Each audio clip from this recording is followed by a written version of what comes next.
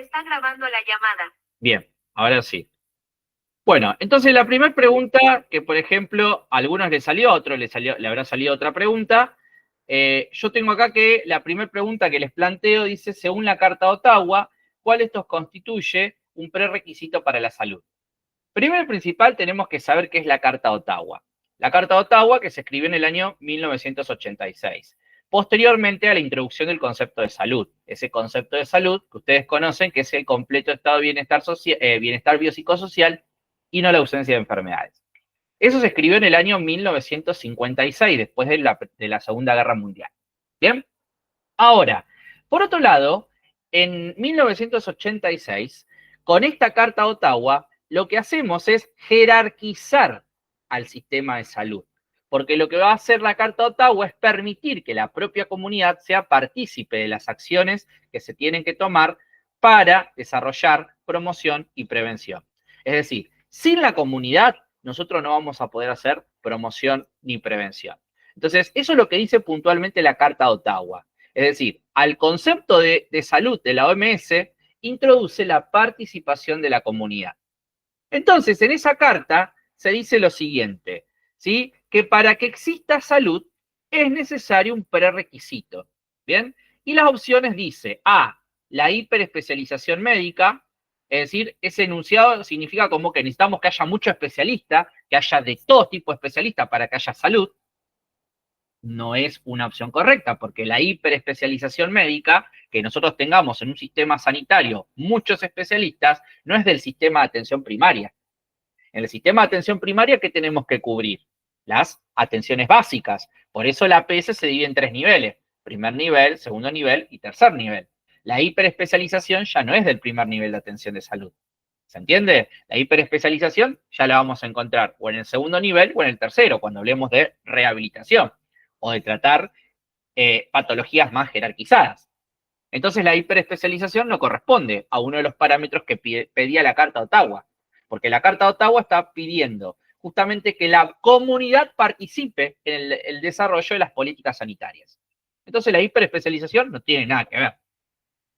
El segundo punto dice una carga genética favorable. Tampoco. Es decir, la genética no va a influir en la decisión de la comunidad para tomar decisiones acerca de la salud.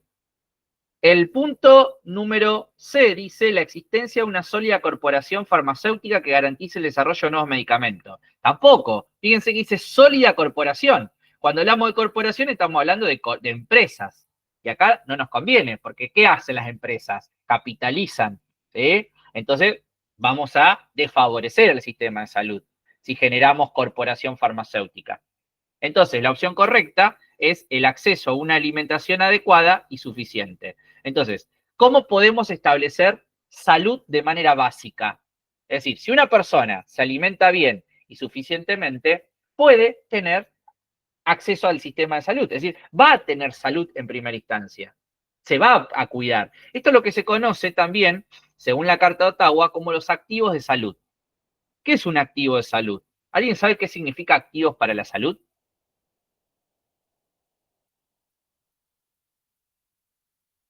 ¿Qué les parece? Activos para la salud. Esta es la opción correcta.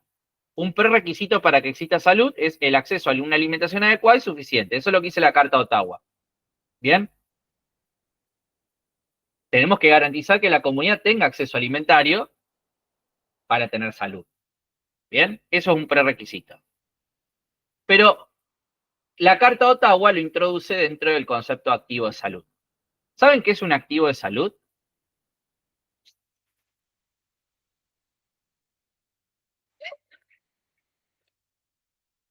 Activo de salud, pienso que gozan de... Bueno, Jessy, sí, va por ese lado. Va por ese lado, pero no es la definición de activos de salud. Un activo para la salud, cuando hablamos de activos para la salud, estamos hablando de las acciones comunitarias que permiten mejorar de manera personal y colectiva a la salud, el sistema de salud y las mejoras que se establezcan sobre ellas.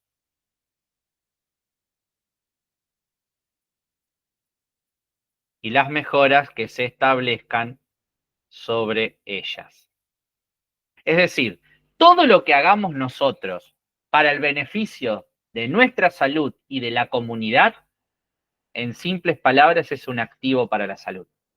Esa es la definición del libro, esa es la definición de medicina preventiva, que es un activo para la salud. Y el activo de la salud, justamente, tiene una historia, no me voy a detener acá, pero justamente el activo de la salud surge a partir de la Carta de Ottawa. Porque la Carta de Ottawa lo que hace es introducir la participación comunitaria, en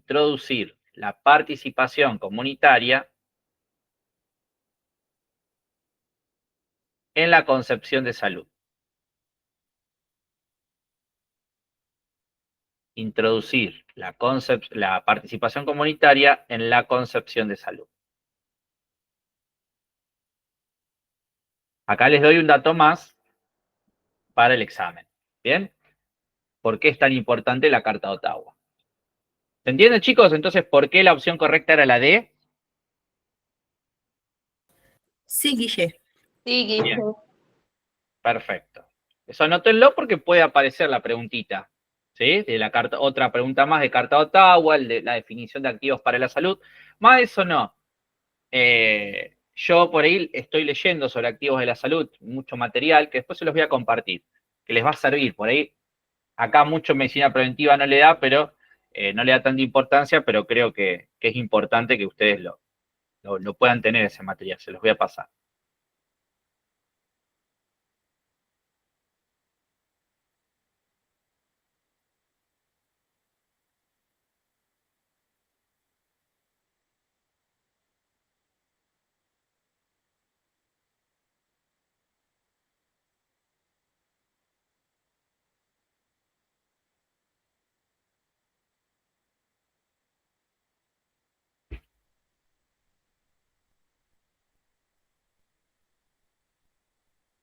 Cuando puedo hablar me dicen.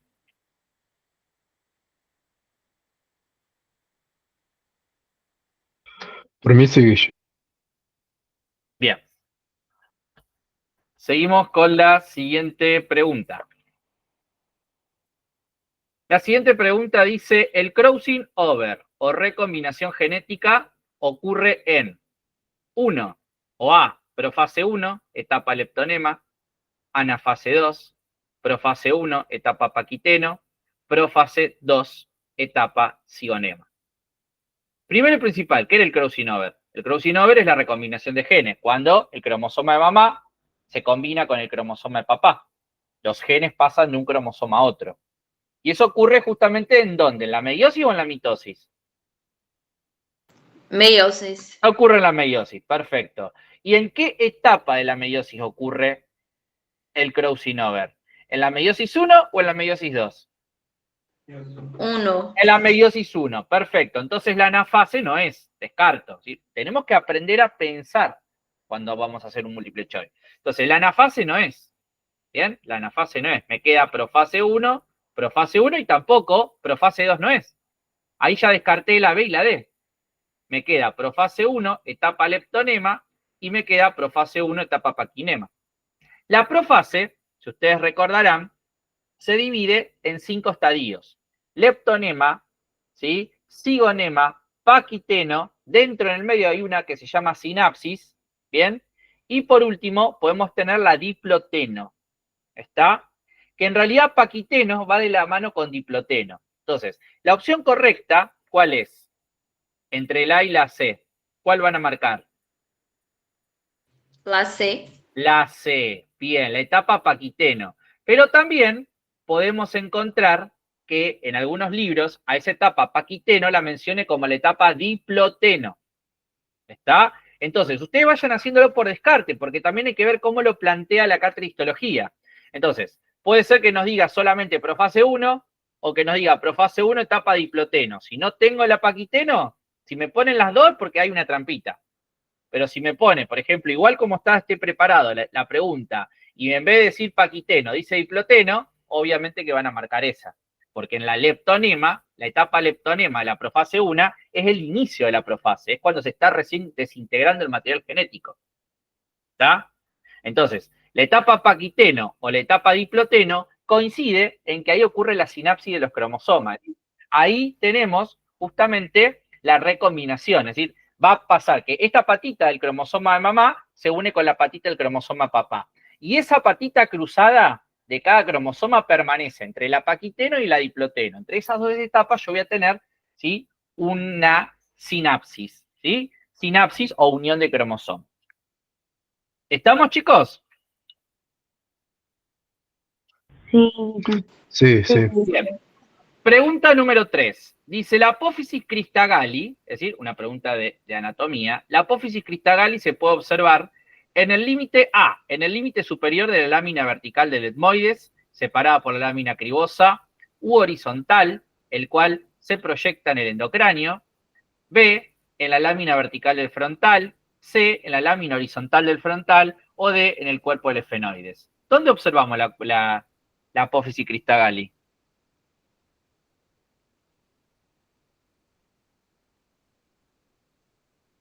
En el límite superior de la lámina vertical. Exactamente, en el límite superior de la lámina vertical del etmoides, separada por la lámina cribosa u horizontal, proyectándose en el primer piso de la base del endocráneo.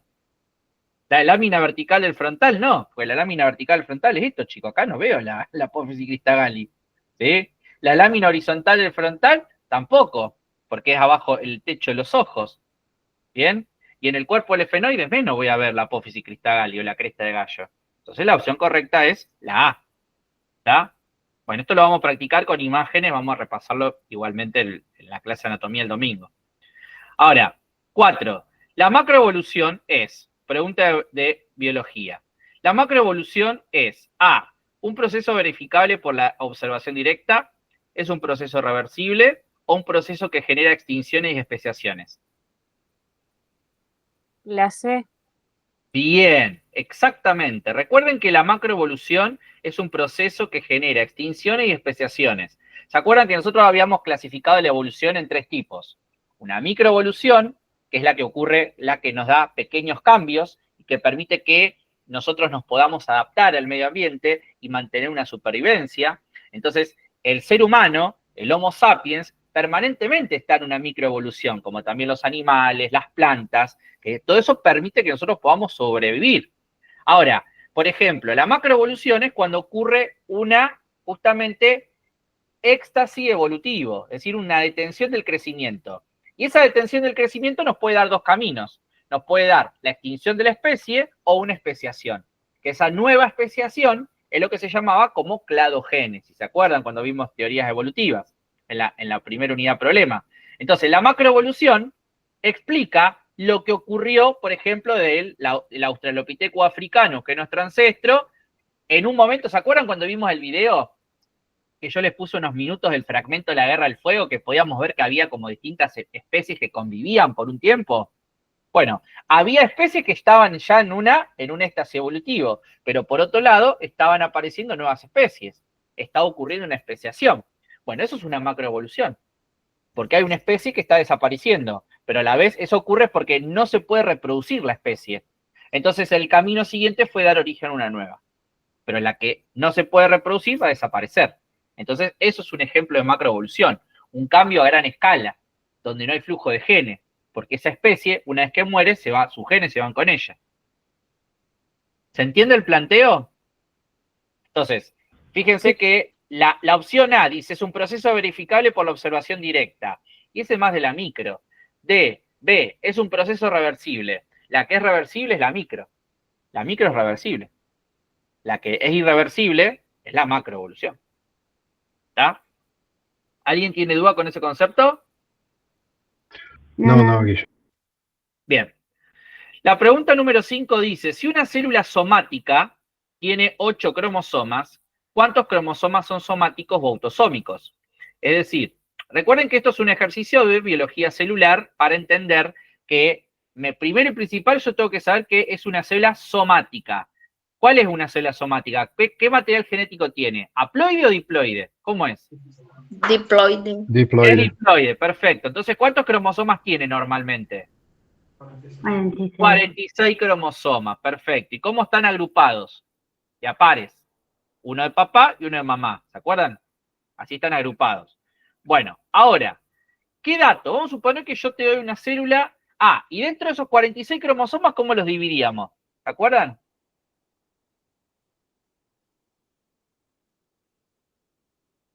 Dentro de esos 46 cromosomas. 23 pares autosómicos y un par sexual. Bien, acuérdense que dentro de los 46 cromosomas, escribe,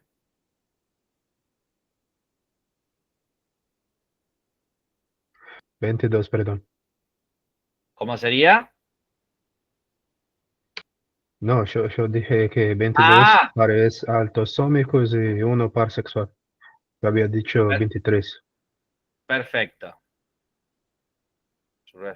No.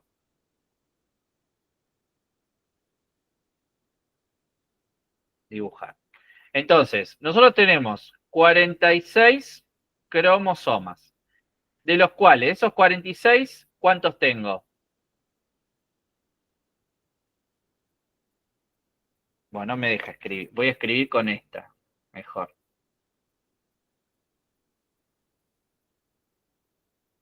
Acá.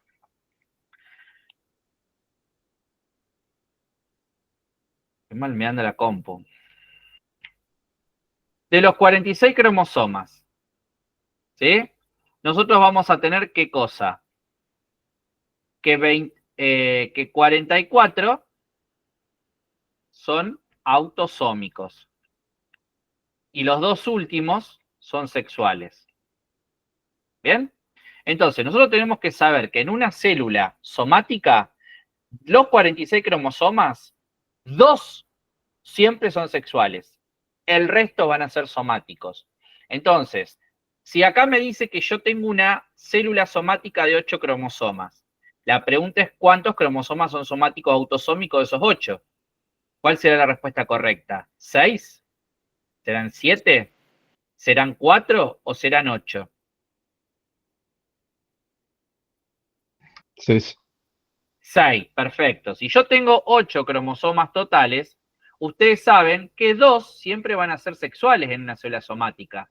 Por lo tanto, si ustedes tienen 8 cromosomas, ustedes saben que siempre los sexuales son 2, ya sea que haya cualquier número de cantidad de cromosomas, la diferencia van a ser los somáticos. Entonces, si ustedes les dan esta pregunta, si una célula somática tiene 8 cromosomas, y les pregunta cuántos cromosomas somáticos son, entonces a 8 le restan 2, son 6 los somáticos. ¿Esto se entiende? Sí, sí, Guille. ¿Está? Ahora, supónganse que yo les hago la pregunta distinta. Si una célula sexual, ¿sí?, tiene 8 cromosomas, ¿cuántos cromosomas somáticos tendría? ¿Cuál sería la respuesta? Si fuera sexual. Acá está el número.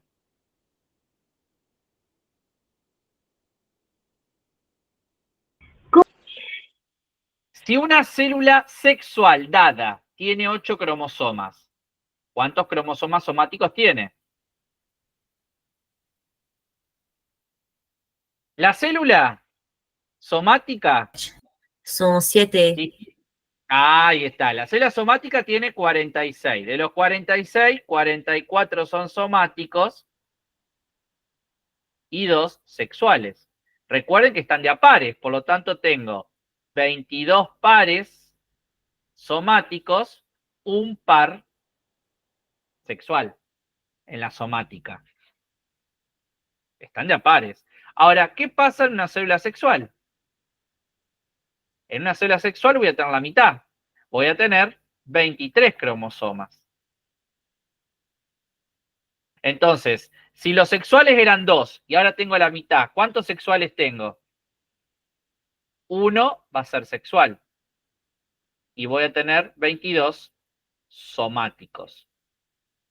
¿Se entiende? Voy a tener así. Voy a tener cromosoma simple. Entonces, en una célula sexual, uno solo es el cromosoma sexual. ¿Está? Y 22 son somáticos. ¿Se entiende? Entonces yo te digo, dada una célula sexual con 8 cromosomas, ¿cuántos son somáticos? Eso es lo que yo pregunté recién. Le cambié célula sexual y le puse le cambié célula somática y le puse célula sexual. Dejé la misma pregunta. Es decir, la célula sexual también tiene cromosomas somáticos o autosómicos y sexuales. Porque, ¿cuáles son las células sexuales? El espermatozoide y el ovocito. El espermatozoide y el ovocito van a tener cromosomas que lleven información sobre una parte de tu cuerpo. Y un solo cromosoma va a llevar la información que te va a permitir dar el sexo genético. Es decir, si sos hombre o mujer, genéticamente, biológicamente. Entonces, si yo pregunto, yo tengo n igual a 8, bien, voy a tener 7 somáticos y 1 sexual. ¿Se entiende? Sí, Acá- Guille. Sí, Guille. Acá yo le pregunté, dada la célula somática, tengo 2n igual a 8. ¿Se dan cuenta? Acá yo pongo n igual a 8. Y acá les pueden poner así, dado n igual a 8, ¿cuántos cromosomas son somáticos? Entonces vos ya sabés que es una célula sexual. Ahora te pueden poner así, dado una célula 2n igual a 8.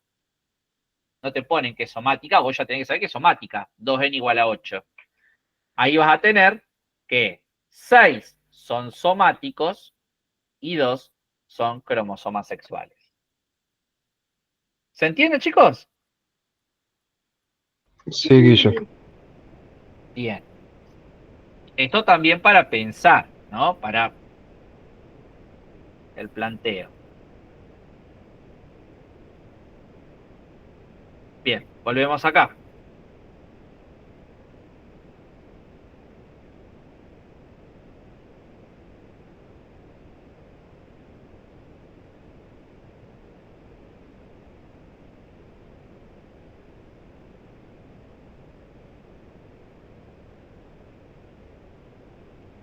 ¿Dónde tengo para borrar?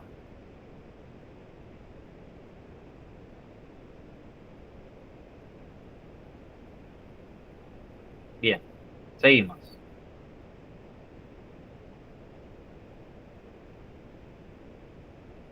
Vamos a la siguiente pregunta. Dice, ¿cuál es el método utilizado por la antropología para el abordaje y estudio del proceso evolutivo? A. Observación directa del registro fósil. B. Mecanismo de especiación. C. Análisis de la cultura. ¿Cómo estudia la antropología la evolución, ¿no? El proceso evolutivo? A. La observación directa al registro fósil. Recuerden que la antropología, si quiere analizar o estudiar la evolución biológica, recurre al registro fósil. Pero recuerden, cuando hablamos de un registro fósil, no estoy hablando solamente del esqueleto. Estoy hablando de las herramientas, del esqueleto, de las pinturas, de los elementos culturales que me queden como parámetros de un proceso evolutivo. Eso es un registro fósil.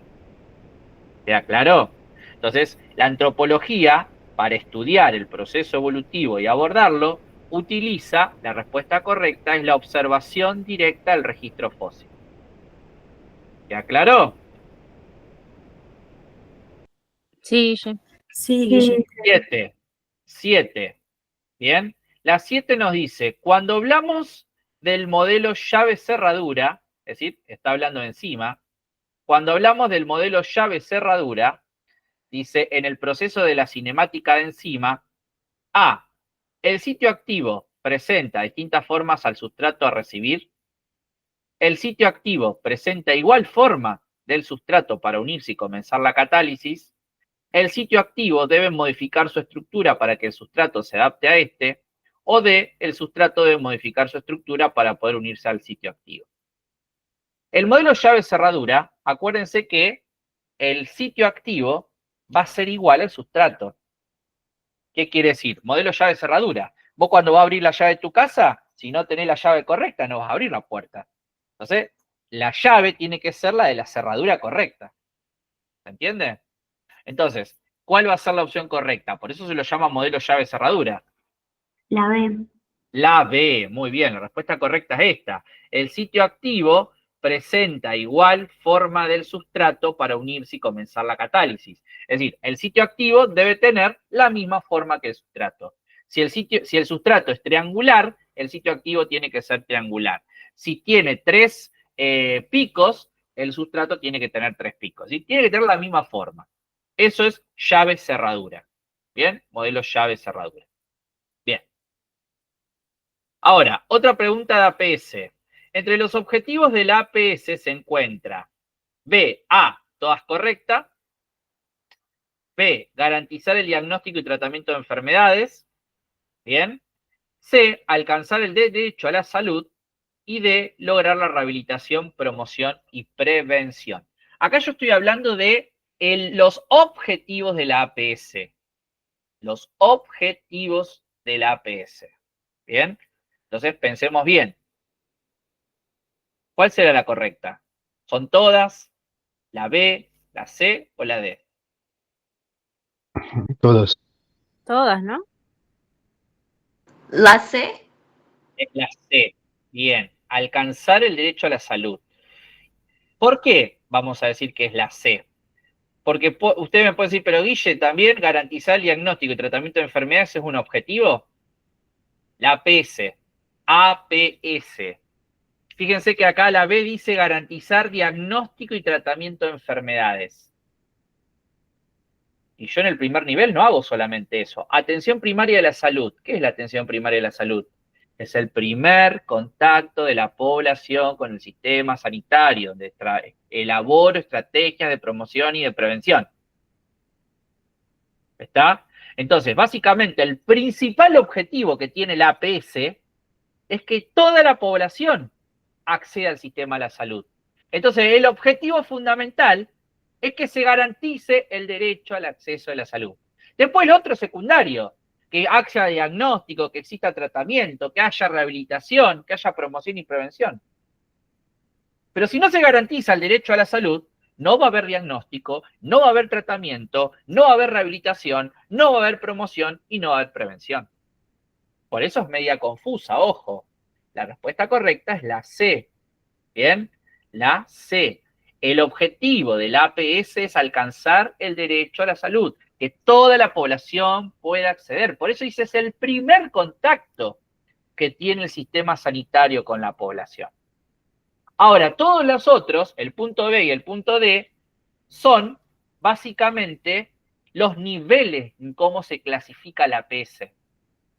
Bien, acuérdense que la APS se divide en 3 niveles de jerarquía. Bien, en 3 niveles. Un primer nivel, un segundo nivel y un tercer nivel. El primer nivel tiene que resolver el 80% de toda la problemática de salud. El 80%, cosa que no pasa hoy en día, ¿no? En nuestro país. Pero debería resolver el 80% de las cuestiones básicas de salud. Y acá no hablamos de una ambulancia, no hablamos de una guardia de emergencia. Estamos hablando de la salita de los barrios, de los centros de atención primaria de la salud. Ahí es donde se debe resolver el 80% de las problemáticas de salud. ¿Bien? Ahora, el segundo nivel es el que realiza diagnóstico y tratamiento. ¿Bien? Acá realizo diagnóstico y tratamiento y acá se tiene que resolver el 15% restante. Es decir, lo que no me puede resolver el primer nivel de atención, que son los diagnósticos más específicos y los tratamientos más específicos, lo voy a resolver en el segundo nivel. Acá sí ya va a entrar, por ejemplo, el traslado en ambulancia, una guardia, una internación. Entonces, fíjense que el segundo nivel de atención tendría que resolver el 15% de las problemáticas del sistema de salud. Y el tercer nivel es el que realiza rehabilitación. Acá se van a resolver el 5% de los problemas de salud. Hoy está todo al revés acá en este país. Imagino que en Brasil también por ahí pasa lo mismo. Hoy todo se focaliza acá. Hoy en un hospital tengo que resolver APS, rehabilitación, tengo que resolver todo. Y en realidad lo que dice justamente la Organización Mundial de la Salud, cuando se reunieron justamente en el año 1980, antes de la Carta de Ottawa, donde se propuso el concepto de salud para todo en el año 2000, se elaboró estos niveles de atención, que siguen vigentes hasta el día de hoy. Después que cada gobierno hace la suya, ¿no? Que no le da bolilla. Pero esto es lo que debería ser para que funcione el sistema de salud en cualquier país. ¿Se entiende, chicos?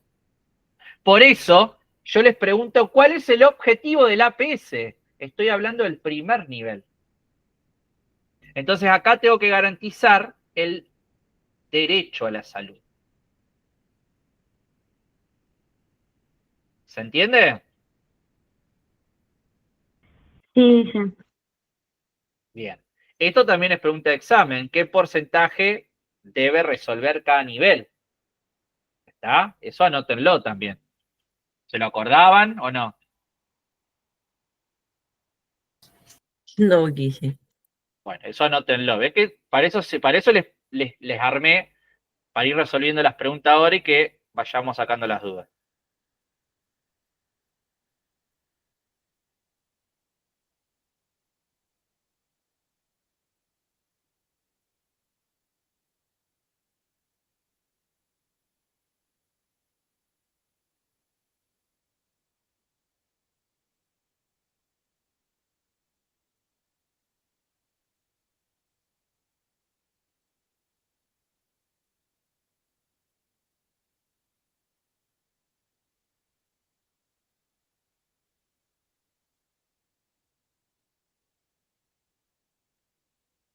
Listo, Guille.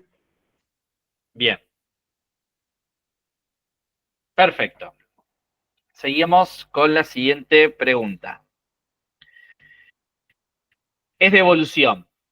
La adquisición del gran tamaño cerebral es característica principal de A, ambas, B, Homo, C, ninguna, o de Australopithecus. Acá se me ordenó mal. En realidad tendría que ser Homo, primera, Australopithecus, de ambas o de ninguna.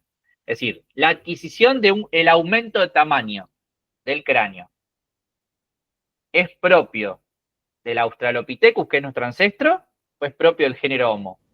¿Cuándo empezó a crecer? Del Homo. A partir del género Homo empezó a crecer el cráneo. Sí. Eso es lo que estoy preguntando. El cráneo, el Australopithecus fue nuestro ancestro, tenía un cráneo chiquitito de 400 centímetros cúbicos. Ya cuando pasamos al género Homo, tenemos Homo erectus, Homo, se me fue, Homo erectus, Homo habilis, Homo neanderthali, Homo sapiens. Entonces, los cráneos fueron aumentando de tamaño. ¿Está? Entonces, la respuesta correcta es el género Homo. ¿Bien?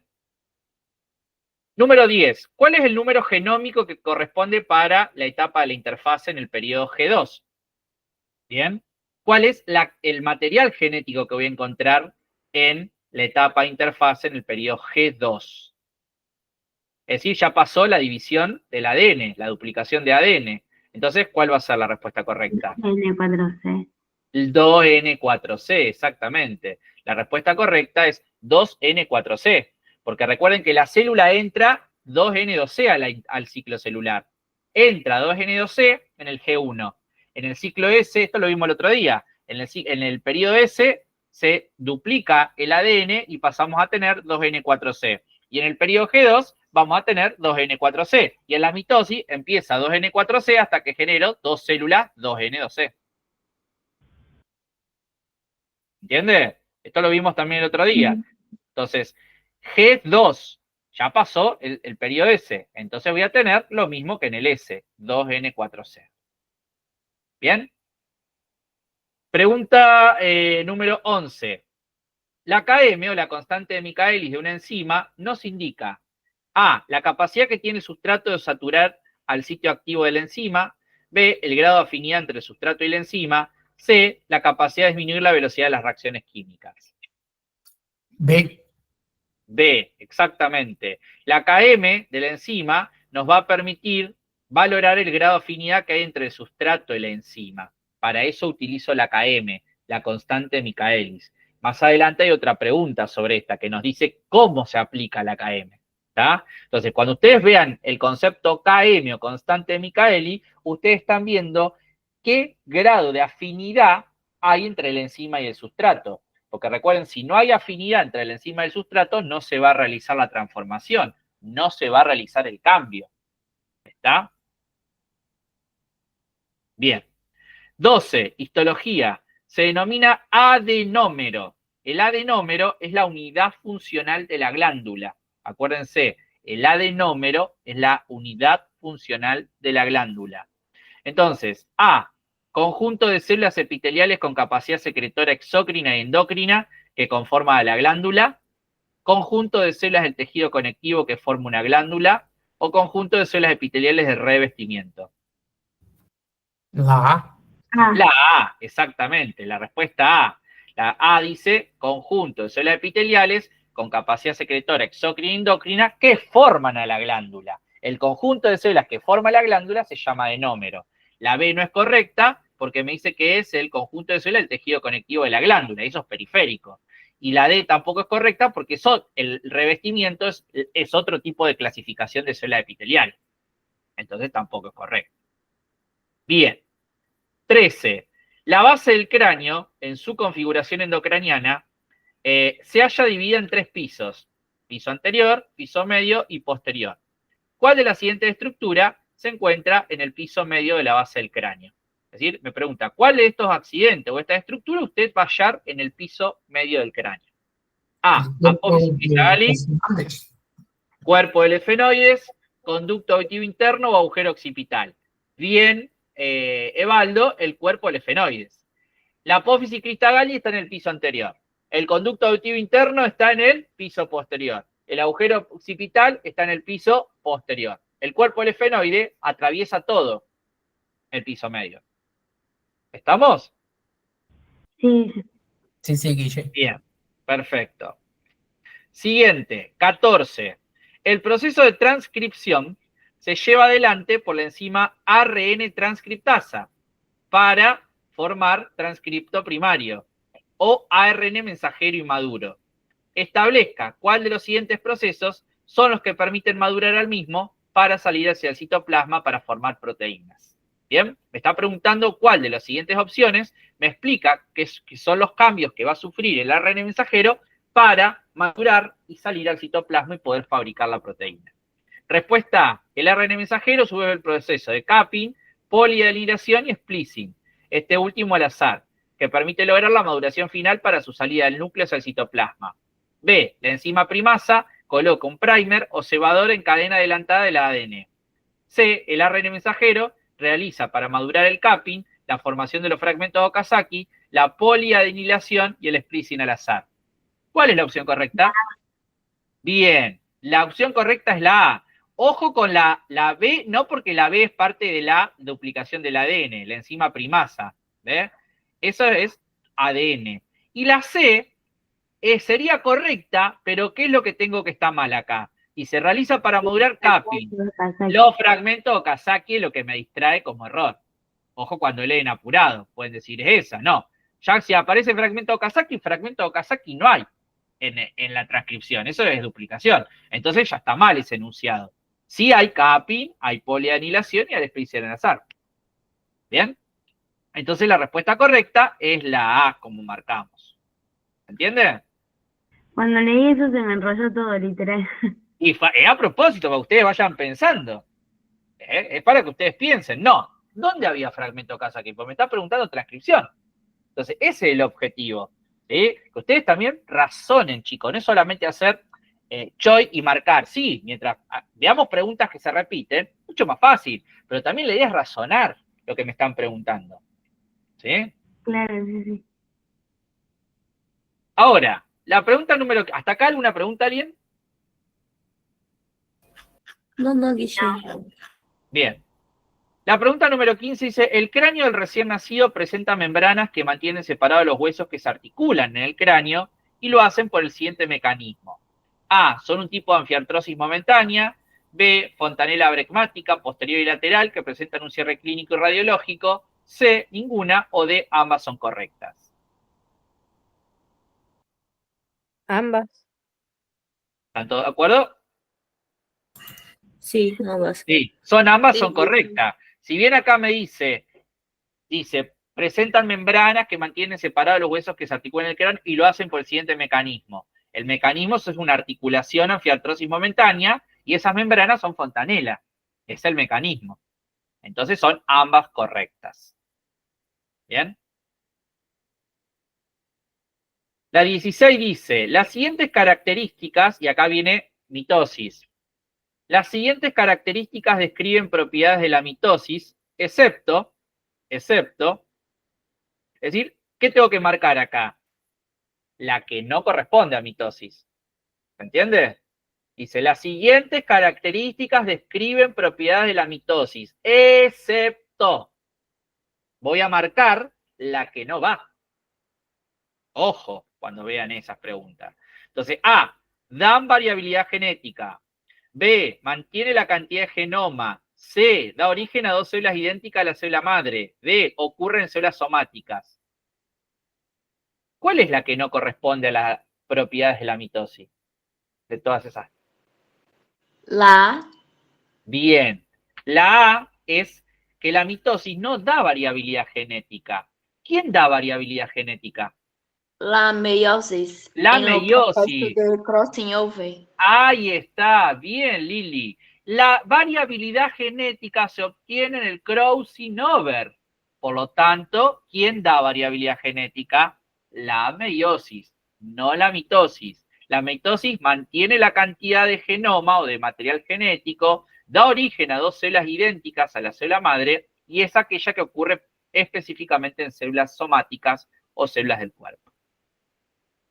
¿Se entendió la pregunta? Sí. Bien. 17. Se denomina molaridad. Molaridad. A. Cantidad de moles por litro de solución. B. Cantidad equivalentes por litro de solución. C. Cantidad de moles por litro de solución. La molaridad es una forma de expresar la concentración. Entonces, ¿qué unidad es la que voy a tomar si estoy hablando de molaridad? ¿Equivalentes? ¿Osmole o moles? Si no me acuerdo de la definición. Y la que dice mole. Entonces, la respuesta correcta es cantidad de moles por litro de solución. ¿Sí? Acuérdense que la molaridad es una forma de expresar concentración. Cantidad de materia sobre un volumen determinado. Entonces, la cantidad de materia en la molaridad se expresa en moles. Y el volumen en litros. Moles sobre litro, eso es molaridad. Equivalente va a ser para la normalidad y osmoles va a ser la cantidad de materia para la osmolaridad. ¿Está? Entonces la respuesta correcta es la A. ¿Bien? 18. Con respecto al enlace covalente,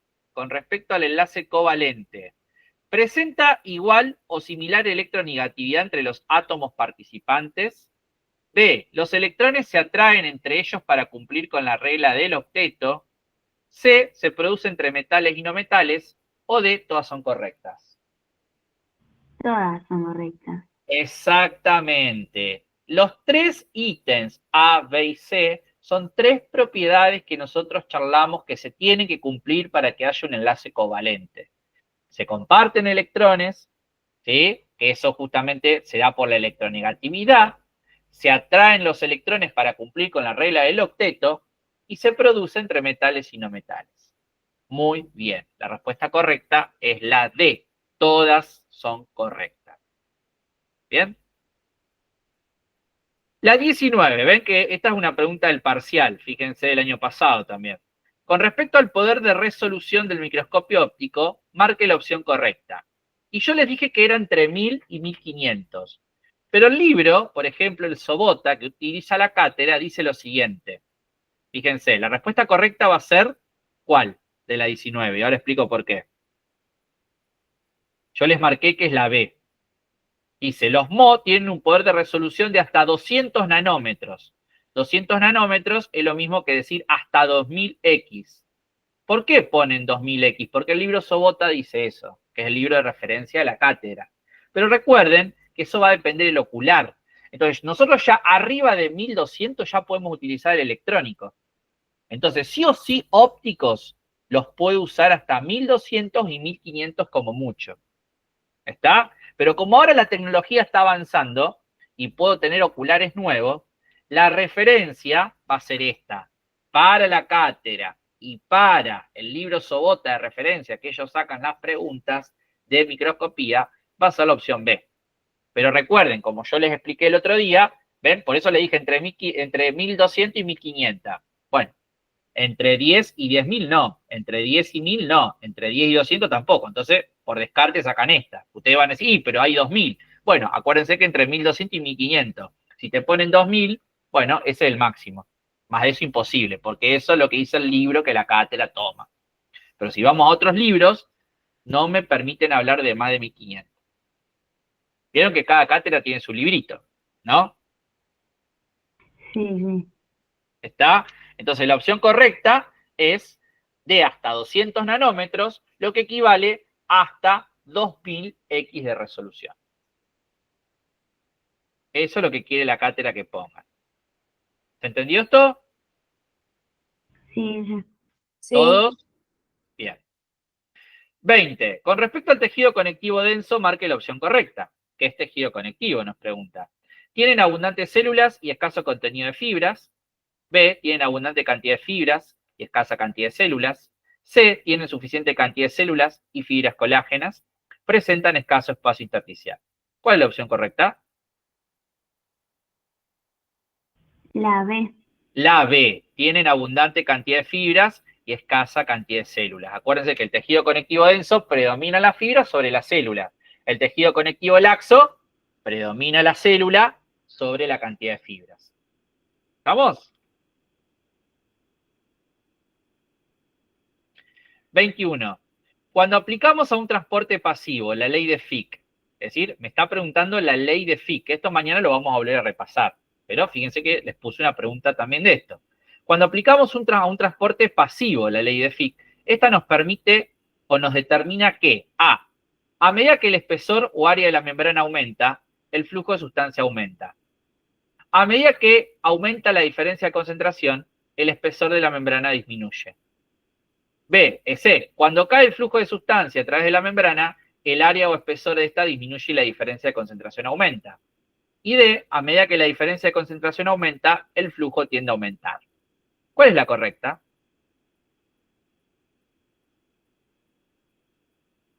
La correcta es la B. A medida que aumenta la diferencia de concentración, el espesor de membrana disminuye. ¿Por qué? Porque tenemos que remitirnos al concepto de flujo. Nosotros vamos a decir que el flujo es igual a la diferencia de concentración sobre el área o espesor de la membrana.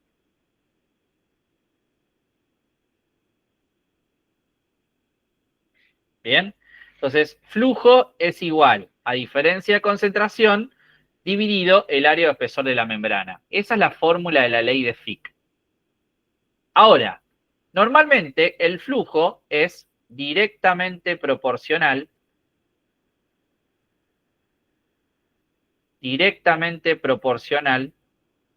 a la diferencia de concentración.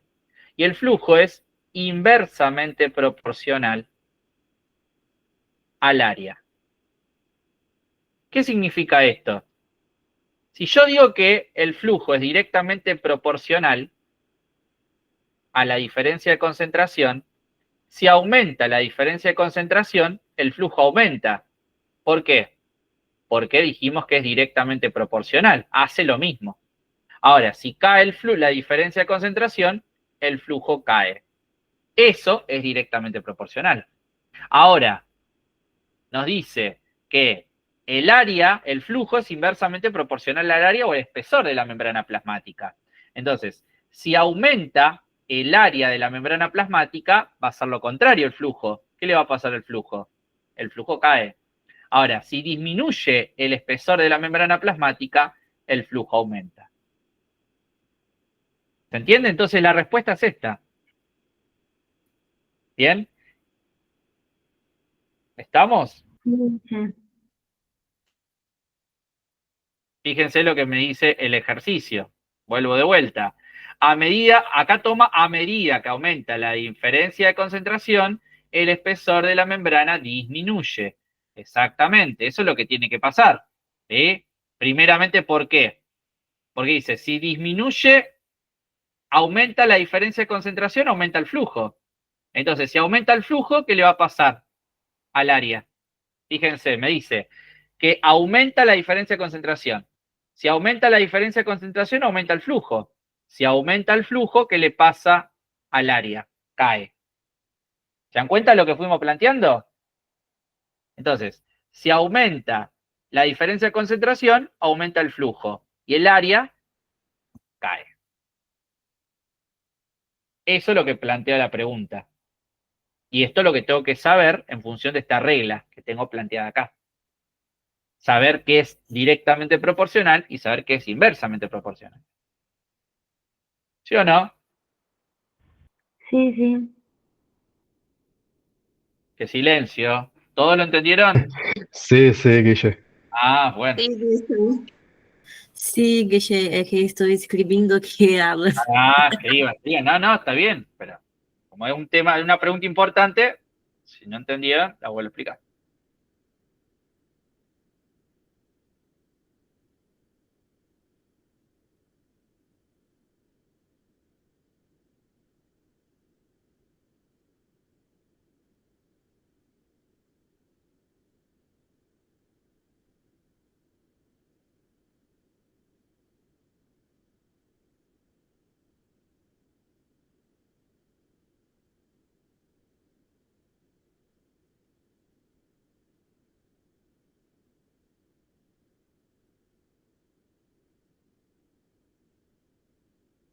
¿Seguimos? Sí.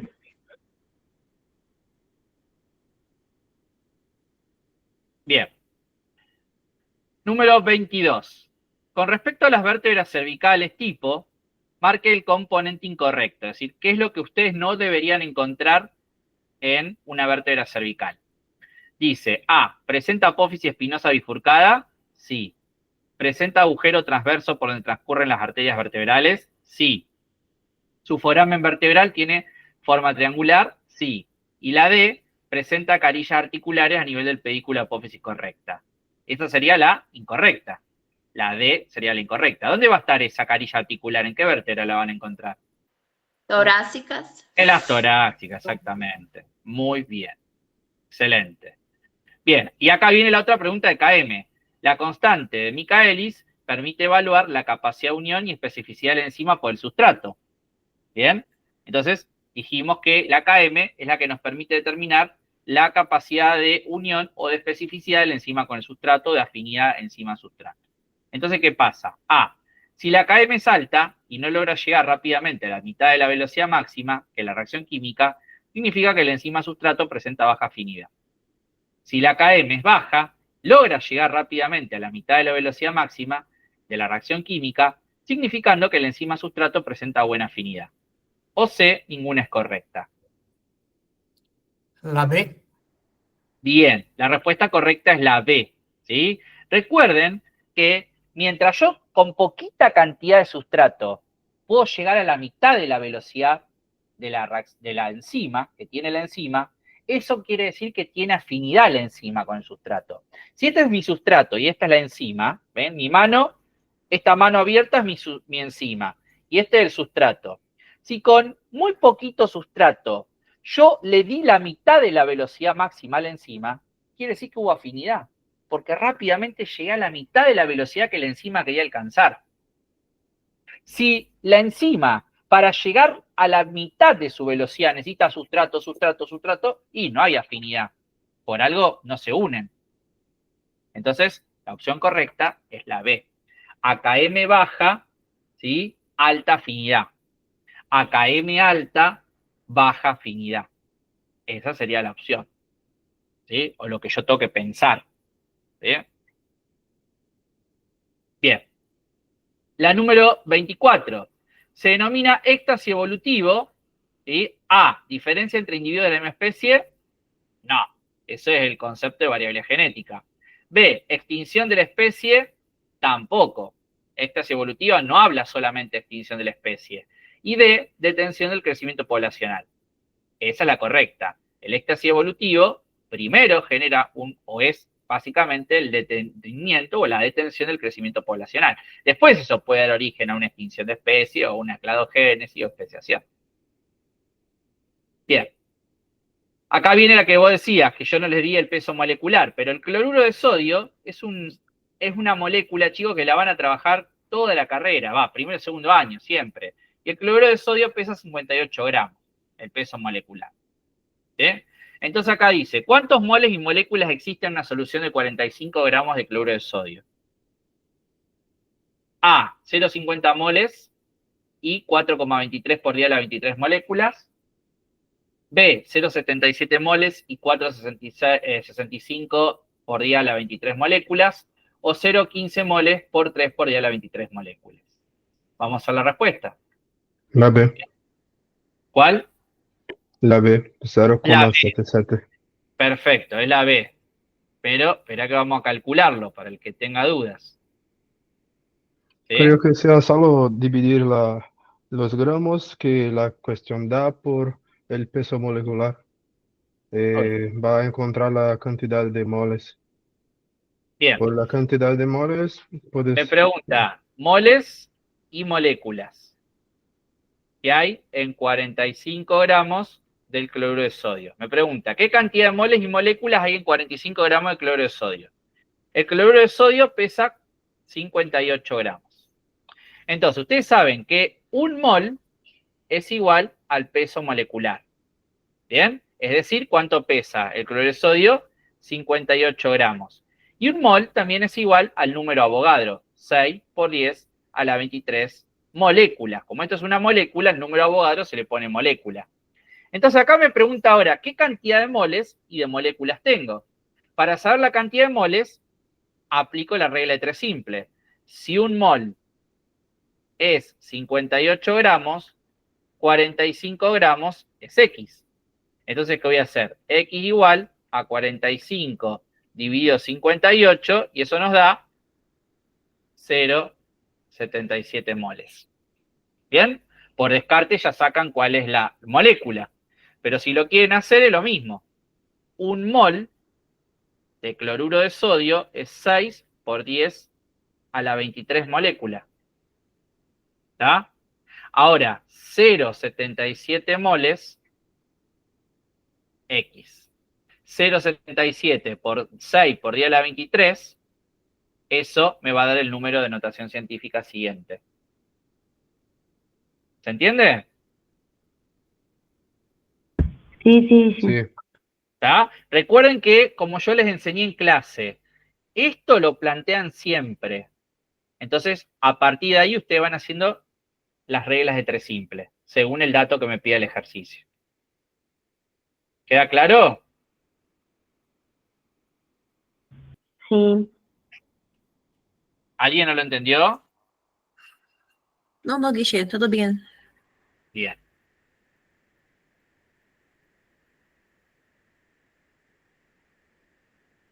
La 26 dice, el cráneo presenta una división entre neurocráneo y viscerocráneo. Bueno, acá me está pidiendo los límites justamente del neurocráneo y el viscerocráneo. A, raíz temporal, occipital y parietal, no hay raíz temporal. B, raíz nasal, borde supraorbitario, temporal y efenoide, tampoco. ¿Y cuál es la correcta? Raíz nasal, borde superior de la órbita, orificio auditivo externo y el occipital.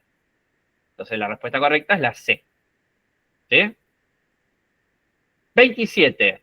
La duplicación del ADN ocurre en qué momento del ciclo celular. Esta es re fácil. ¿Dónde ocurre? Ya ¿Cuál? Interfase periodo S. Perfecto. Entonces la respuesta correcta es la B. La duplicación de ADN ocurre en la interfase periodo S. Bien. Y este texto es interesante. Es un texto que hace años, que suele estar en el cuaderno del alumno y que lo pide la Cátedra de Medicina y Sociedad, que es el texto de Quispe Monsalvo, donde dice en el capítulo 1 que la lucha continúa, los sueños persisten. ¿Bien? Es un texto que habla básicamente sobre las funciones de la atención primaria de la salud. Entonces, Para Quispe-Monsalvo, ¿cuáles son las funciones que tiene la atención primaria de la salud? A, la atención de la enfermedad. B, la concreción de estrategias de promoción de salud y prevención de la enfermedad. Y C, la rehabilitación de las enfermedades. O D, todas son correctas.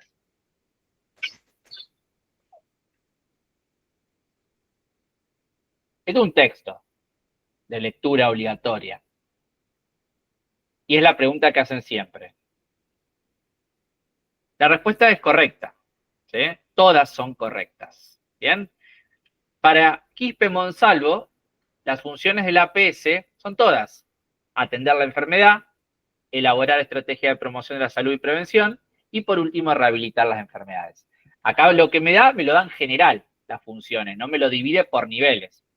Lo que hace Quispe-Monsalvo, el autor, básicamente es agrupar cómo funciona todas, no dividirla por niveles. ¿Se entiende? Sí, Bien. Ahora, la 29 dice, el primer nivel de atención en la atención primaria es de A, alta complejidad y baja eficacia, B, baja complejidad y baja eficacia, C, alta complejidad y alta eficacia, D, baja complejidad y alta eficacia, y E, mediana complejidad. Primer principal. Primer nivel dijimos que es el que va a atender el 80% de la problemática del sistema de salud.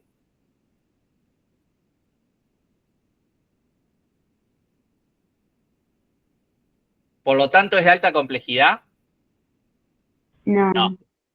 Entonces la A se descarta. La A y la B, la A y la C descarto. ¿Es de mediana complejidad el primer nivel? No.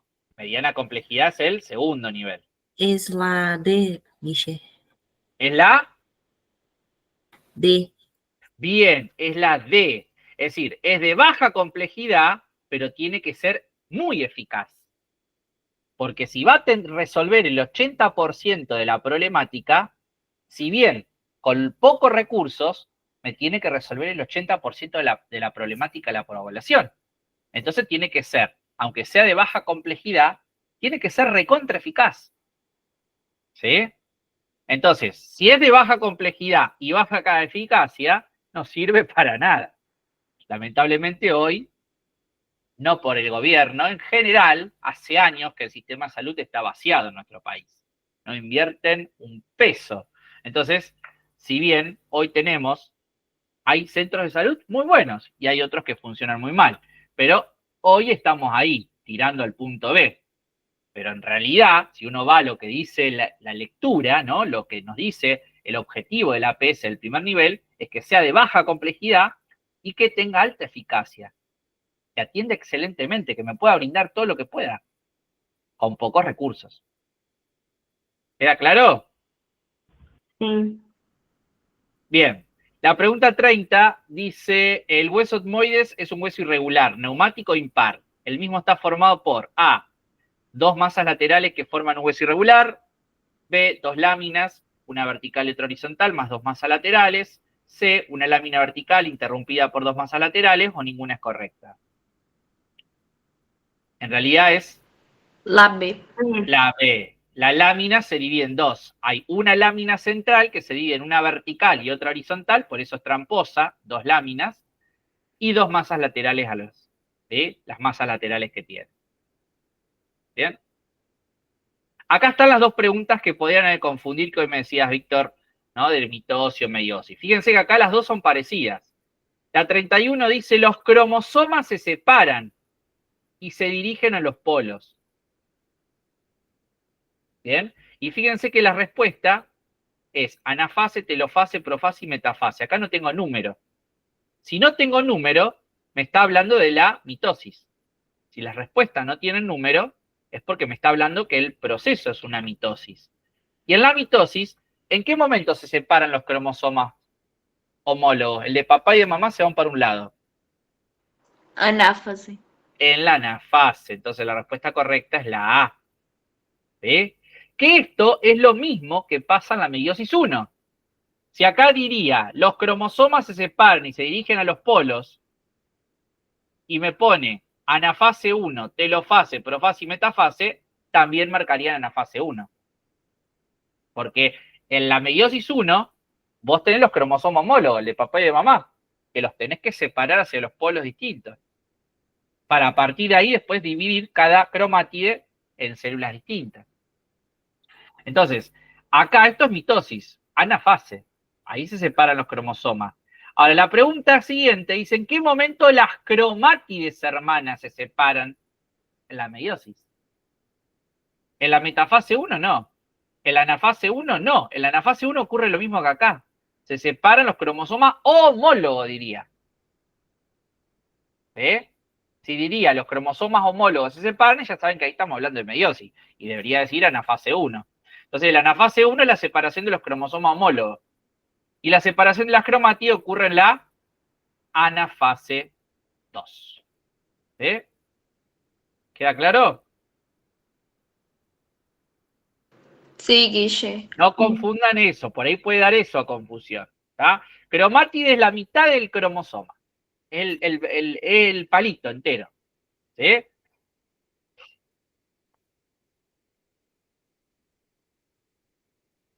Bien. La 33 dice, las glándulas exócrinas que secretan su contenido más restos celulares apicales se denominan. Es decir, la glándula que libera a un conducto una secreción más restos celulares de su puntita, de la región apical. Son alócrinas, apócrinas, apicales o merócrinas. La B. La B, son apócrinas. ¿Sí? Las apócrinas son las glándulas que liberan su secreción más un poquito de la punta de la célula que está secretando.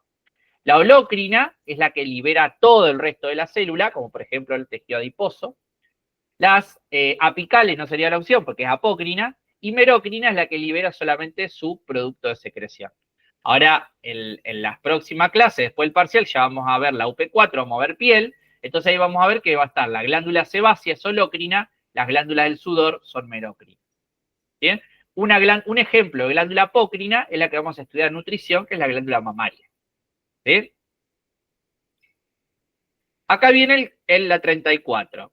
Una especie es A, un conjunto de individuos de una población que no se cruza entre sí, un conjunto de individuos de una población que no están aislados reproductivamente de otras, un conjunto de individuos de una población que se cruzan entre sí y están aislados reproductivamente de otra población. La C. Bien, es la C.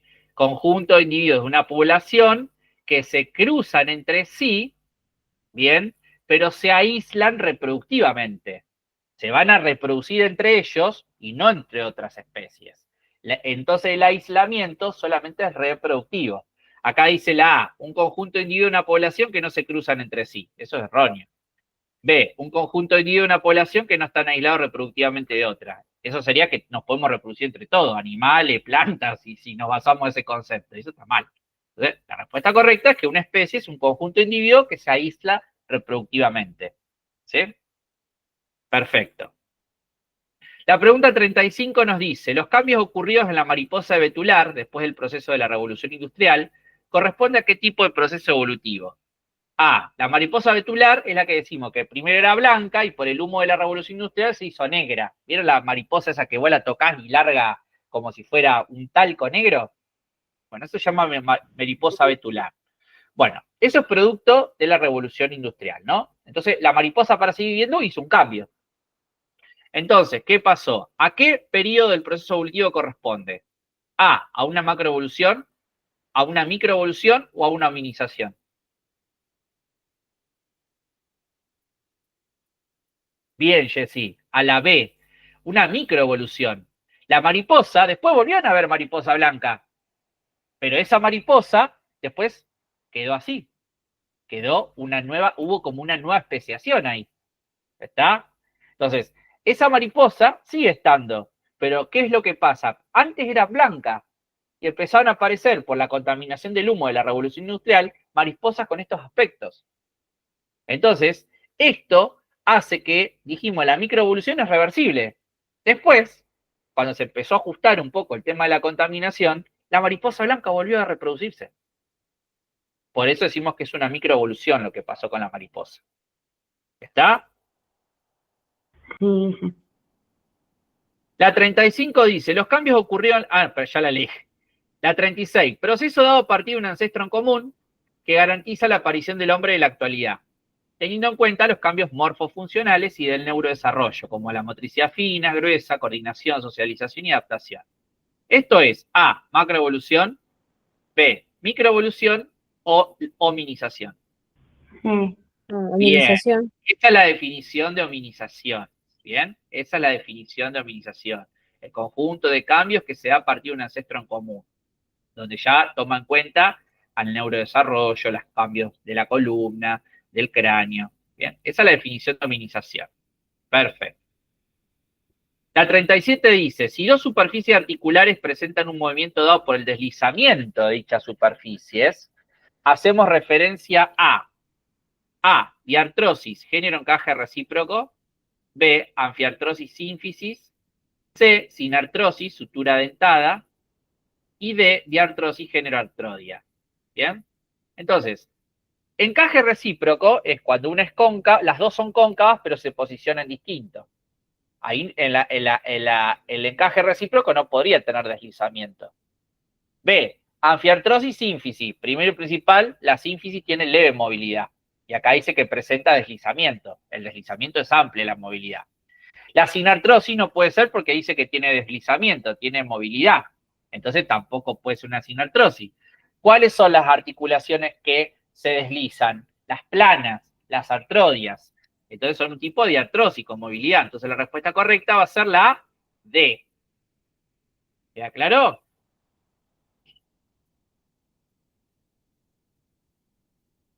¿Yo no? Sí, sí, sí. Esta pregunta también queda confusión. Los fosfolípidos de la membrana plasmática son moléculas anfóteras. A, ¿verdadero? B, o falso.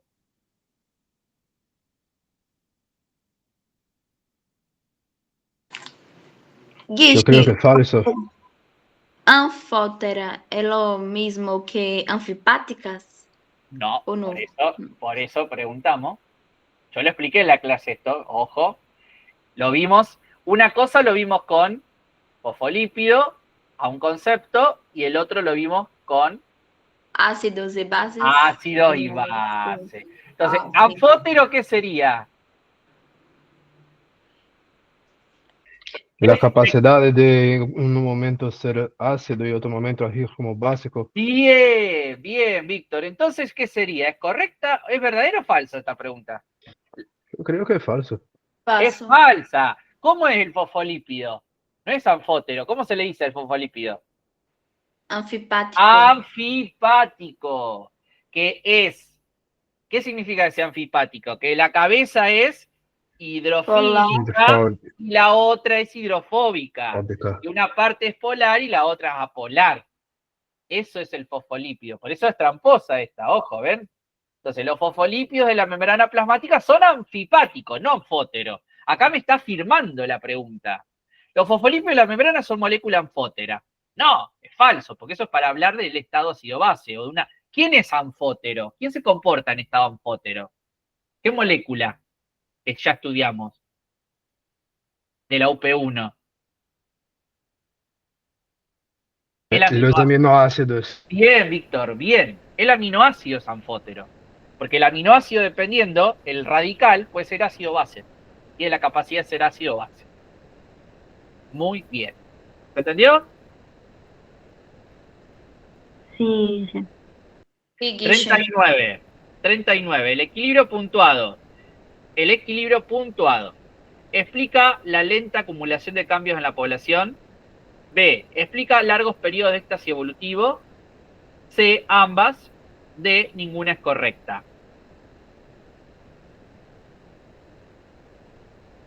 ¿Qué es lo que explica el equilibrio puntuado?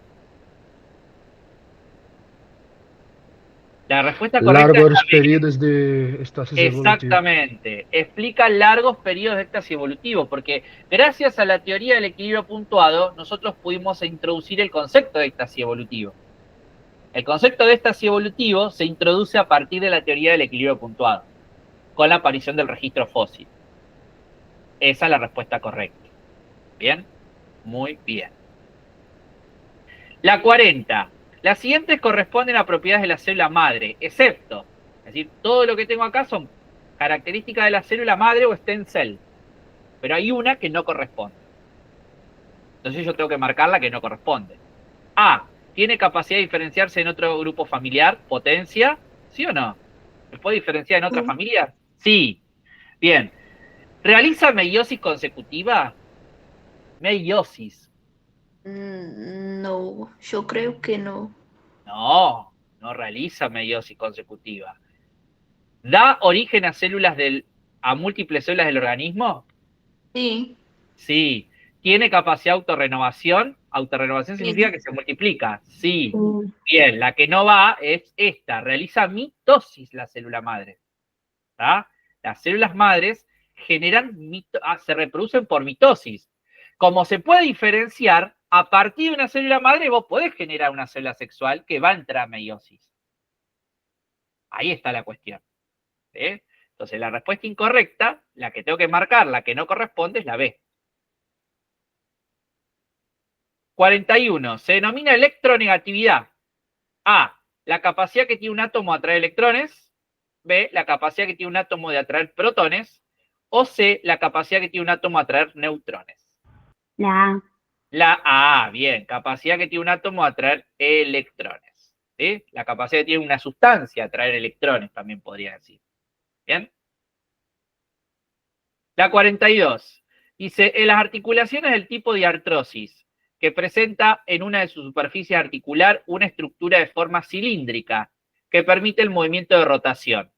Hacemos referencia a diartrosis generocondilia, B, diartrosis generoartrodia, C, diartrosis genotrocoide o D, diartrosis genotroquear. Por ejemplo, una forma cilíndrica es la apófisis odontoide y la primera vértebra. ¿Cómo se clasifica esa articulación? ¿Cuál sería? Letra C, La letra C, muy bien. Trocoide o pivot también. pivote. Pivote, muy bien. ¿Está? O pivot, excelente. O pivot. Condilia no, porque no tiene cóndilo. Artrodia tiene que ser plana. Y troquear es la del codo. El agínglimo. Tiene que ser tipo bisagra. Bien. 43. La hematoxilina.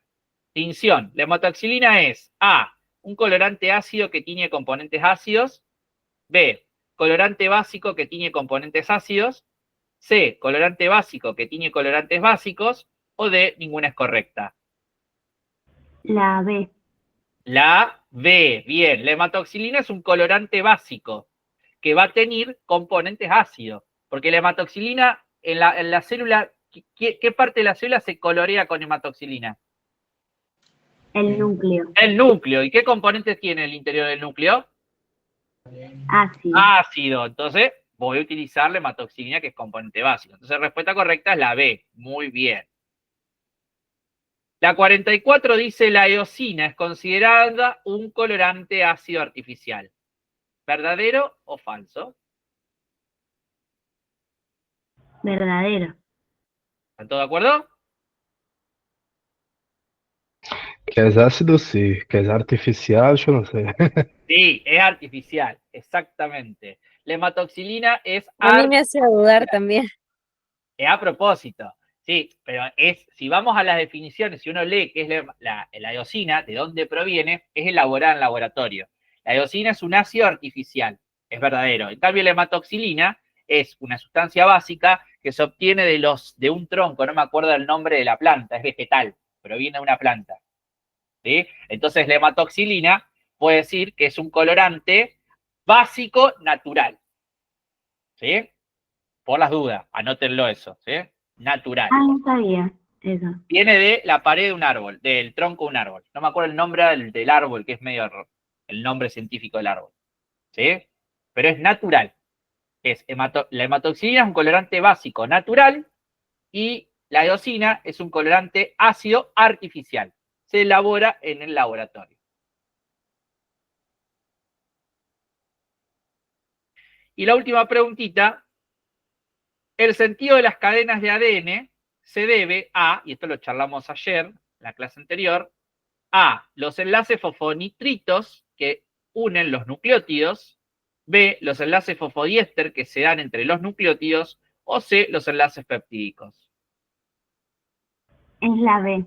La B, los enlaces fosfodiéster que se unen entre los nucleótidos del 3 al 5 y en la otra cadena del 5 al 3. ¿Estamos, chicuelos? Y ahí tienen las claves de respuesta igual. Sí, sí. Sí, Guille. Bien. Bueno, vamos a repasar para terminar. Genética. Bien. ¿Estamos bien? Sí, sí. Bien no es la palabra correcta, pero estamos vivos.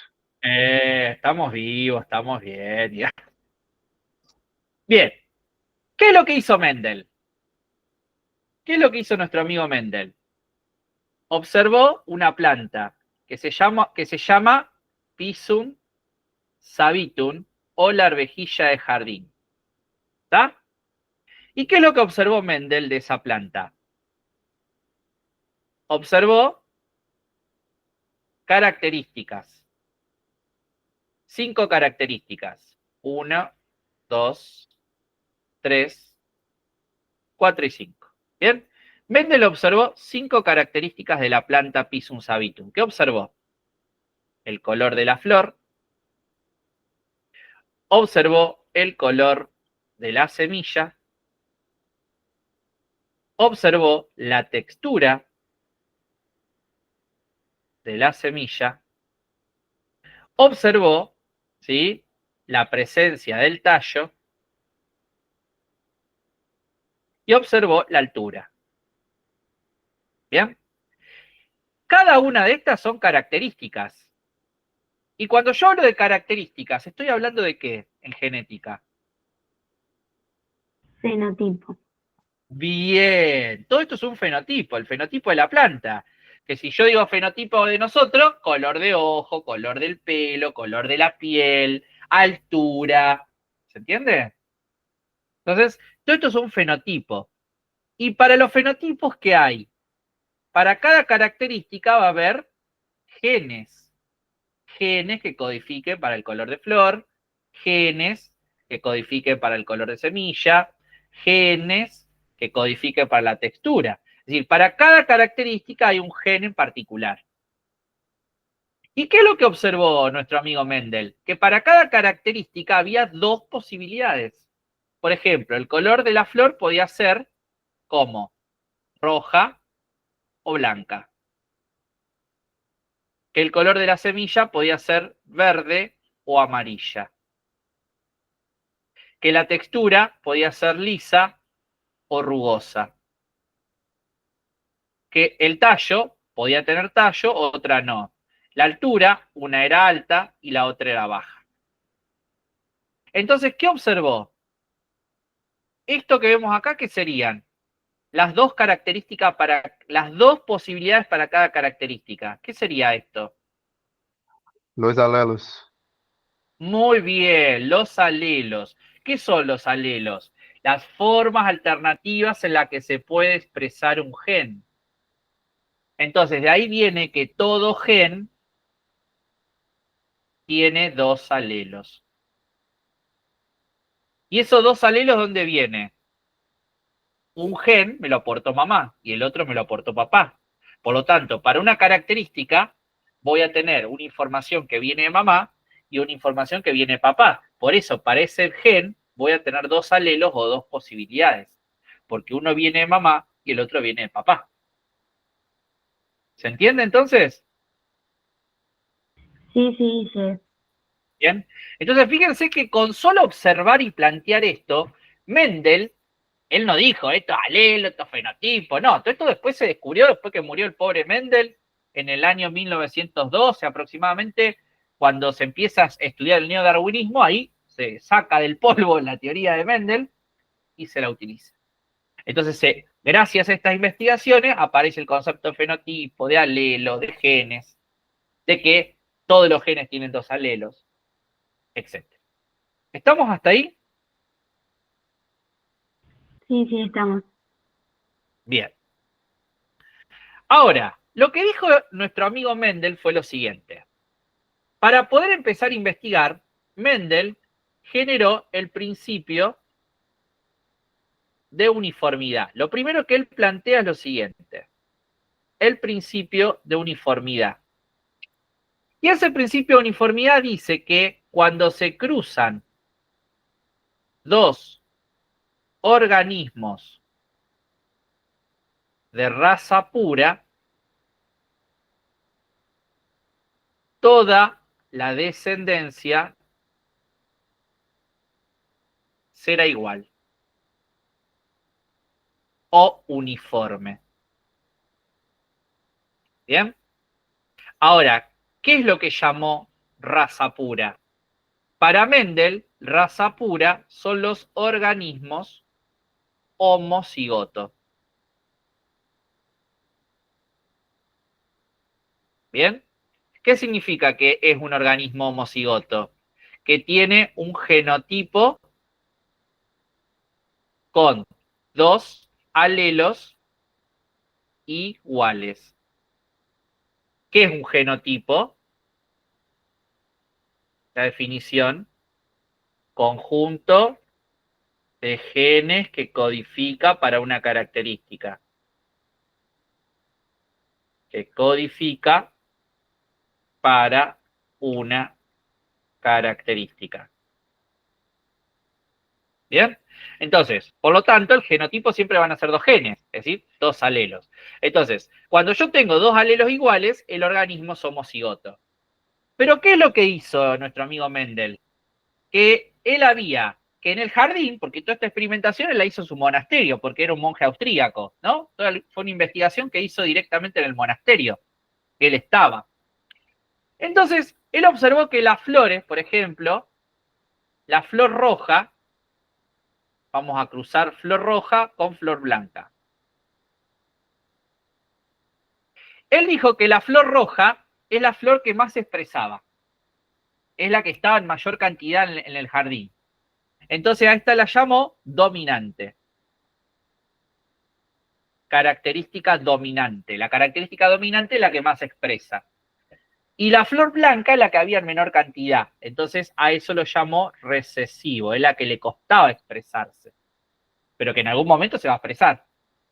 Entonces, yo puedo tener que los organismos puros pueden ser dominantes o recesivos. ¿Sí? Dominante lo vamos a identificar con dos letras mayúsculas. Recesivo con dos letras minúsculas. ¿Está? Entonces, ¿qué pasa si yo cruzo un organismo, dos organismos homocigotos? Si yo cruzo esto con la tabla de Punnett, me va a quedar lo siguiente. Un homocigoto dominante con un homocigoto recesivo. Me va a dar 4, que esta va a ser la primera generación, la filial 1. ¿Esto qué me va a dar? Me va a dar 100% flores de qué color. Flores rojas, por eso es uniforme. Flores rojas, o si 100% flores rojas o 4 de 4 flores rojas. Ahora, ¿qué pasó con el genotipo? Es decir, esto es el fenotipo. Salieron iguales, pero genotípicamente, ¿qué pasó? 4 de 4 son híbridos. O heterocigoto. Cambió el genotipo. ¿Bien? El 100% son genotipo heterocigoto. ¿Se entiende? Entonces, de acá surge que el cruce de los heterocigotos va a dar la primera ley de Mendel y la segunda ley de Mendel. ¿Está? Entonces, si no nos entiende por qué cruzamos dos heterocigotos para dar, por ejemplo, que se exprese el alelo recesivo, que es lo que nos va a decir la primera ley de Mendel. ¿Sí? ¿Me van siguiendo? Sí, sí. ¿Está? Entonces, eso significa uniformidad, que a pesar de que crucé dos puros, el blanco no se expresó. se expresaron todos de color rojo los 4 hijos. Pero ¿qué pasó? Si yo miro sus genes, ahí está el alelito dando vuelta. Entonces, cuando yo cruce A por A, es decir, cuando yo cruce los dos F1, ahí aparece la primera ley de Mendel, la ley de segregación. ¿Bien? Ahora, si yo cruzo F1 por F1, es decir, AA por AA, esta es la primera ley de Mendel, la ley de segregación. Quiere decir que cuando se crucen dos organismos híbridos, los genes se van a separar y existe un 25% de probabilidades que aparezca el gen recesivo. Eso es lo que nos dice la ley de segregación. Cuando se cruzan dos F1, es decir, ¿pero dónde viene F1? Del principio de uniformidad, de dos organismos de raza pura. Es difícil encontrar organismos de raza pura, pero hay, de que hay. La mayoría de los seres humanos somos heterocigotos para determinadas características. Solemos ser heterocigotos para muchas características, pero puede haber características de las cuales seamos homocigotos, que son las características que menos expresan. ¿Me van siguiendo? Sí, Sí, sí, sí. Vamos a Sí, plantear la Guille, todo segunda. bien. Bien.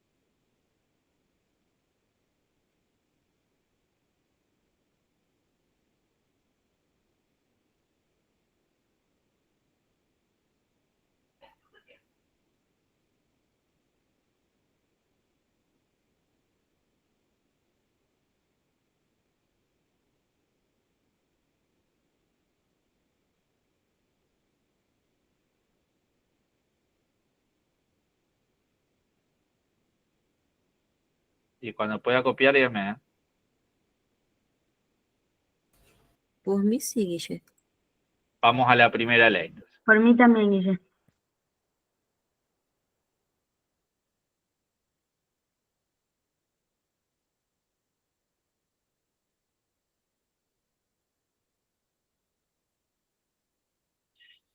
Bien. La primera ley surge de la ley de uniformidad, la ley del principio de uniformidad. La primera ley se llama principio de ley de segregación. Segregación significa separación. Entonces dice que cuando se cruzan dos híbridos,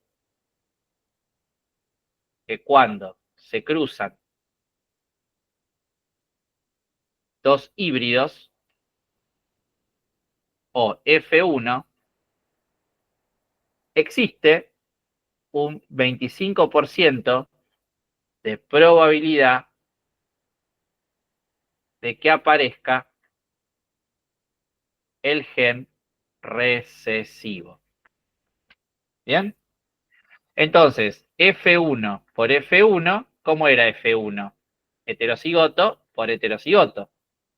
Entonces, si yo hago el tablero Punnett, a heterocigoto por heterocigoto, voy a ver, por ejemplo, acá, A por A me da un ¿qué? Me dio, fíjense, un genotipo distinto. Acá me dio una homocigota dominante. Acá me dio un heterocigoto. Ahora AA me dio otro heterocigoto. Y ahora AA apareció el gen recesivo, apareció la característica. Entonces, ¿qué voy a encontrar acá? Acá aparece el genotipo recesivo. ¿Bien? Entonces, yo tengo acá, por ejemplo, vamos a suponer que esta era la planta. Si tomamos el anterior ejercicio, ¿Cómo habían salido las flores? Las flores salieron rojas. Las 4 flores, las 2 son flores rojas. Flores rojas por flores rojas. Heterocigota, ¿no? Ahora, ¿qué va a pasar? Voy a tener 3 de 4 flores rojas. 1 de 4 flor blanca. O puedo decir, el 75% son flores rojas y el 25% flores blancas. Esto es el fenotipo. ¿Bien? Ahora, el genotipo. ¿Cómo es el genotipo? Es amplio. 1 de 4, homocigoto dominante. 2 de 4, heterocigoto o híbrido. Y 1 de 4 me salió homocigoto recesivo. ¿Se entiende?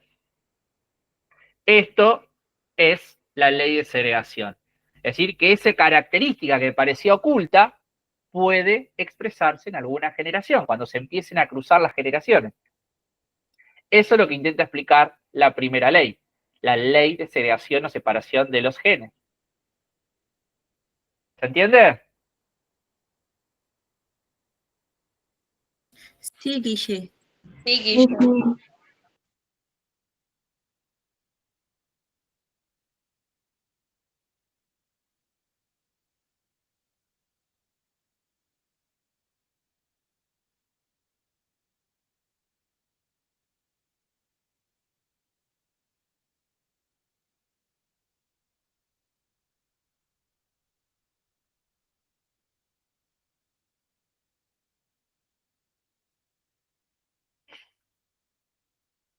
Y vamos a la última ley.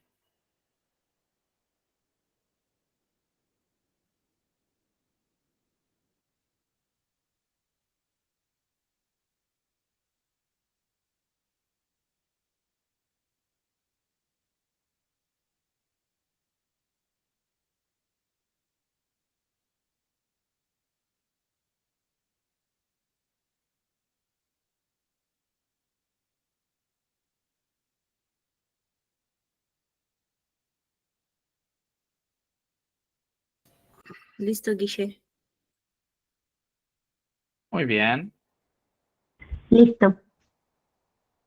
Y ahora viene la última ley, que es la segunda ley o principio de separación independiente de características.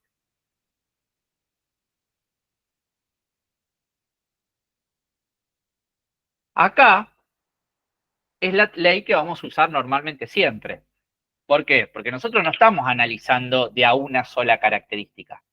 Por ejemplo, si yo quiero analizar un fenotipo y un parámetro de herencia, no puedo tomar un solo ejemplo del cuerpo o una parte sola del cuerpo. Si me guío por los ojos claros de una persona, me tengo que guiar por más elementos. Entonces, decimos que vamos a tomar siempre como referencia 2 características mínimas del cuerpo. Entonces, cuando nosotros vamos a analizar, si analizo 2 caracteres o características, bien, quiere decir que vamos a analizar 2 organismos dihíbridos. Dihíbridos. Por ejemplo, voy a tomar, ¿sí? Flor roja más tallo alto por flor blanca más tallo bajo. ¿Ven? Ahí tengo 2 características. Pero todo esto, ¿dónde empezó? Todo esto, esta segunda ley, arranca del principio de uniformidad. Porque la flor roja era la que más se expresaba, ¿no? Entonces voy a poner a mayúscula. Y el tallo alto, el que más había. es la característica más expresada. Entonces le voy a poner B mayúscula. Entonces, estos dos características van a ser AA de B mayúscula. Por, ¿sí? Flor blanca es la recesiva y el tallo bajo también el recesivo. ¿Bien? Es B. Entonces, esto va a ser AABB. Si yo cruzo dos razas puras, pero para dos características, dos razas puras para dos características, esto me va a dar AABB. Es decir, me va a dar dihíbridos.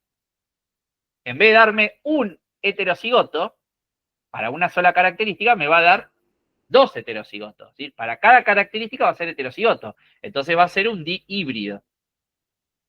Entonces, esta va a ser F1. Esto viene del principio de segregación, del principio cero. Por eso es importante ver ese principio cero, que yo no entiendo por qué la facultad no le da bolilla.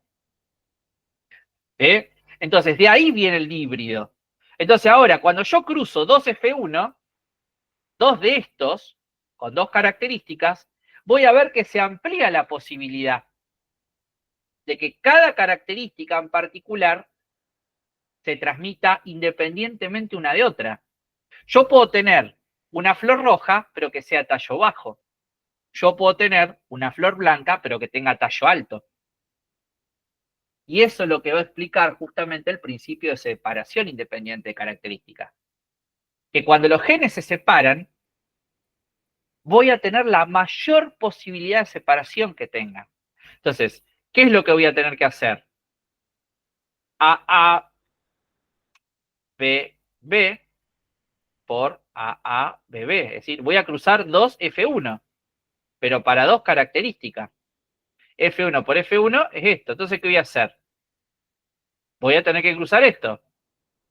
Voy a ver que los genes, estos genes, se van a mezclar lo más posible. Esto con esto, este con este alelo con este y este alelo con este. Entonces, ¿cuáles son las posibilidades que voy a tener? 4. AB, ahí voy a tener una posibilidad. AB va a ser otra posibilidad.